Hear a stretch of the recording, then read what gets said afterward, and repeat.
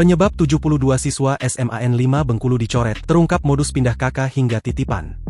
Sebanyak 72 siswa di SMA Negeri 5 Kota Bengkulu mendadak diberhentikan setelah sebulan menjalani proses belajar. Keputusan ini menimbulkan keprihatinan di kalangan wali murid yang menilai SMAN 5 Bengkulu salah satu sekolah favorit.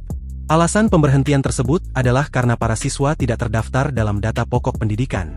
HS, orang tua siswa mengaku pernah memindahkan kartu keluarga ke alamat sekitar SMA Negeri 5 agar anaknya bisa masuk melalui jalur domisili. Setahun sebelum anak saya lulus SMP, saya sudah memindahkan kakak ke alamat SMA Negeri 5. Kebanyakan orang tua melakukan hal yang sama dan diterima, namun anak saya akhirnya membatalkan masuk SMA Negeri 5. Modus pindah kakak ini memang banyak terjadi, jelas HS. Selain memindahkan kakak, HS juga mengisahkan tentang praktik menitipkan anak kepada oknum yang dianggap memiliki pengaruh.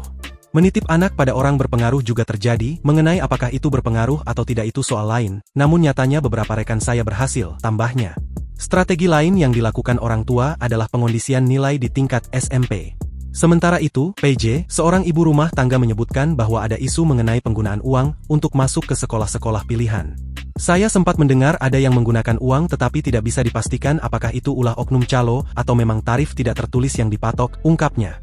Kepala SMA Negeri 5, Bihan, menolak tegas dugaan adanya praktik titipan siswa dan penggunaan uang dalam proses penerimaan. Saya tidak tahu jika ada permainan uang, tegasnya. Ia menambahkan dalam seleksi penerimaan siswa baru pihaknya berpedoman pada Peraturan Menteri Pendidikan Dasar dan Menengah dan Peraturan Gubernur. Bihan menjelaskan terdapat 4 jalur penerimaan siswa baru yaitu jalur prestasi akademik dan non-akademik, afirmasi, jalur pindah tugas orang tua, dan jalur domisili. Kami bekerja berdasarkan itu untuk seleksi siswa baru, ujarnya.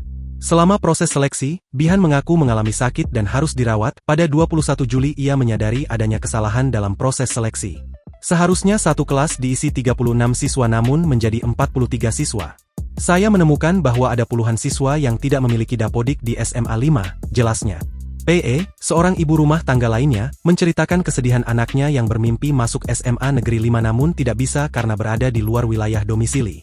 Anak saya sudah 6 bulan merengek dan menangis minta dipindahkan tetapi saya pelan-pelan memberi pengertian bahwa tidak baik mengambil hak yang bukan hak kita, ungkap PE. Menurut PE, banyak anak yang menjadi korban akibat sistem pendidikan yang tidak profesional. Jika orang tua merestui tindakan menyogok atau mengambil hak orang lain maka anak-anak itu akan tumbuh menjadi koruptor, tegasnya. Ketua Komisi 4 DPRD Provinsi Bengkulu, Usin Abdisyah Sembiring, menekankan pentingnya perubahan paradigma orang tua. Orang tua harus mengubah paradigma, jangan menganggap bahwa tidak diterima di SMA Negeri 5 seperti masuk neraka. Masa depan anak tidak suram hanya karena itu, katanya. DPRD juga sepakat untuk menuntaskan kisruh di SMA Negeri 5 dan memastikan pihak-pihak yang bekerja di luar aturan harus bertanggung jawab. Kami sudah membentuk tim bersama yang terdiri dari DPRD, wali murid, dinas, dan sekolah untuk menyelesaikan masalah ini dengan baik, tutupnya.